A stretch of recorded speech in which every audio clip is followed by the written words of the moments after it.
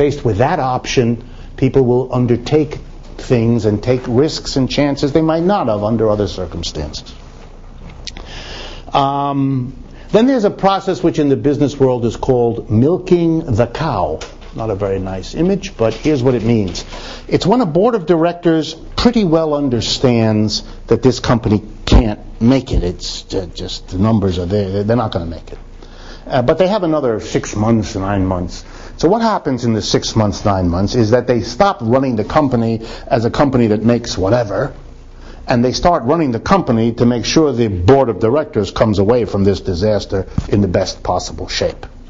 So then that's when they start giving themselves benefits, when they start doing things that will at least temporarily boost the shares, when they have stock options as part of their salary. So the shares will go up until the bad news breaks 6 months later, when the shares collapse to nothing and the shareholders are wiped out. Or, in other words, they actually accelerate the decline of the company as they milk it for what it can do for them as a board of directors, which they happen to be in the position to do, because that's what a board of directors has the power to do, at least for a while. But for them, a while is all that's left.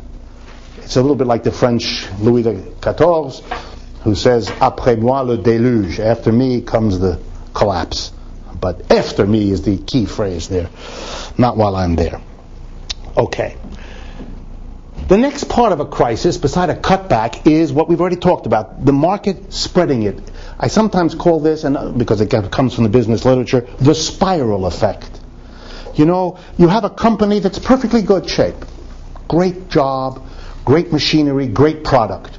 But it sells to other companies that are impacted by one of these crisis mechanisms.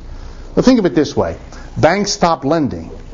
Your company doesn't have any problem because it doesn't borrow any money. It's a real solid, rock-solid company. They don't have no debts. But you sell to other people who are companies that have debts. So when the banks stop lending, these other companies are in trouble and they stop ordering from you. You're a fine company. Your product is impeccable. You've done a wonderful job. You're out of business. It's important that you understand this, because otherwise you'll be of the view that the people who die in an industry, the people who go out of business, are the inefficient ones. Not at all. This was the most efficient company in the world, but it was selling to somebody who was impacted by that crisis mechanism and could not get out of it. And since the society is remarkably poor at explaining any of this, part of which is reflected, all due respect, in the way you're looking at me as I explain this, right? This is stuff that you ought to know in the same way that you know that, when it's raining, go get an umbrella. Right? But people don't know this. So they will very likely interpret that the job they're losing is the animosity or the hatred or the jealousy or the meanness or the ethnic identity of the employer as opposed to them.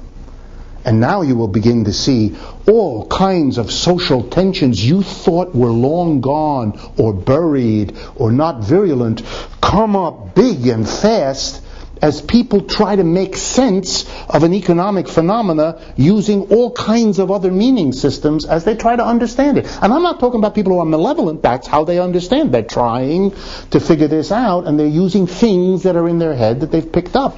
And if you don't give them a proper economic education, either because you don't have the institutions to do it or the ideological bias makes this something you don't discuss, like sex or something, then you leave people open, like we say, you have sex ed so kids don't get on the playground an idea about things that are weird. So you want them to get the right information. Well, economics is really very similar. And the level of ignorance about economics, as I say, is I don't know any metaphor that would capture. Okay. When workers lose their job, let's make sure we all understand what that means. It's not just, we don't need you anymore, go home. It's also, and this goes also to the question from the back of the comment from Tess in the back of the room, that this is important because who gets fired, who doesn't get hired, that's very varied and has very varied social effects. For example, here are some of the things that go into that very important decision. Who gets fired? One, something called seniority. And it means something like this, that there's some kind of rule or tendency, explicit or implicit, to fire those most recently hired. That somehow, the longer you've worked there, the more you're entitled not to be the first ones fired, to wait a little bit, out of a sense of decency, a sense of age, or maybe even a union rule that says you got to fire the people who were here least amount of time before you hire the ones who were here a long amount of time, and so on. Second kind of consideration, and these are not consistent, they clash. Second consideration. The employer would like to fire first those who are paid more, because you save more that way. You want to pay the person, you want to fire the $50 an hour person before you fire the $20 an hour person, because for the same trauma, firing, you're saving a lot more money. So that often operates. To give you an example of how this is playing out right now, either on grounds of seniority or on grounds of pay, I suspect it's the latter, but I haven't done the work to prove it, in this crisis in the United States, there's a disproportionate number of males being fired.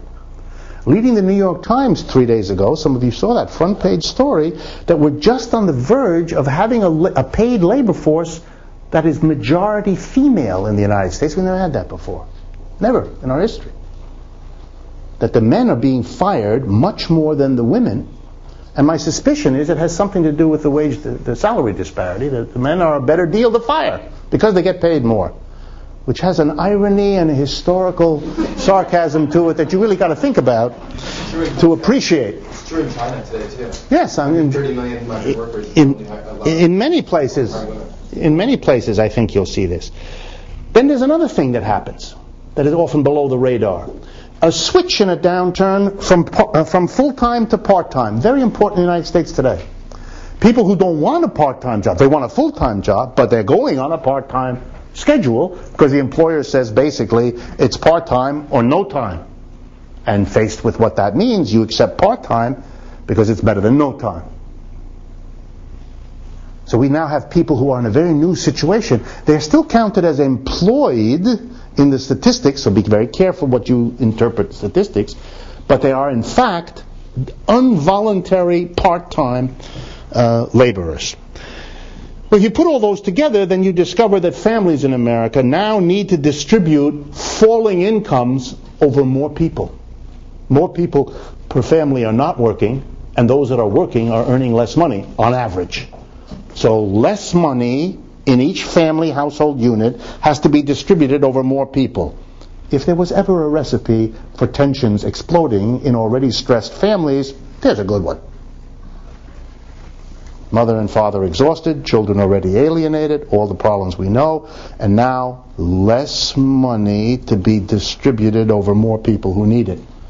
That is a recipe, as Tess said, for social trouble on a staggering scale. If you add to that the American family that is now being asked to spread less money over more people is already a family whose level of debt that they have to repay and pay interest on is greater than ever before in our history.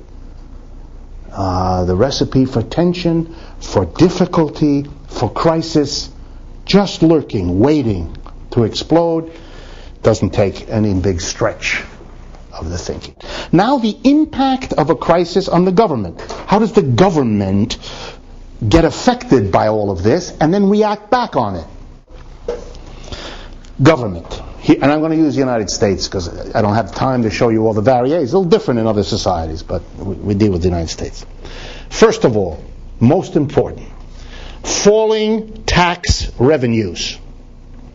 As businesses reduce or go out of business, as workers get lower incomes because they lose their jobs or they go from full-time to part-time, etc., they pay less income tax. The federal government relies on the income tax levied on business for a small percentage and on the mass of people for the large percentage of its income. So the minute you have anything like what we have now, federal government, loses key revenue on the income side. But that's not all. States in the United States rely especially on what are called expenditure taxes, the most important example of which is a sales tax. You all know that. That's when you buy something for $100, some coat, and you notice the little extra $7, $8, whatever the hell it is, the sales tax. That's an expenditure tax because it's a tax you pay when you make expenditures. Okay? So since people are losing their jobs, since people are frightened, they're making less expenditure. Remember my joke before? You go buy the Starbucks rather than get the coffee. You don't stop at the bar on the way home. You don't go bowling. Whatever it is you don't do.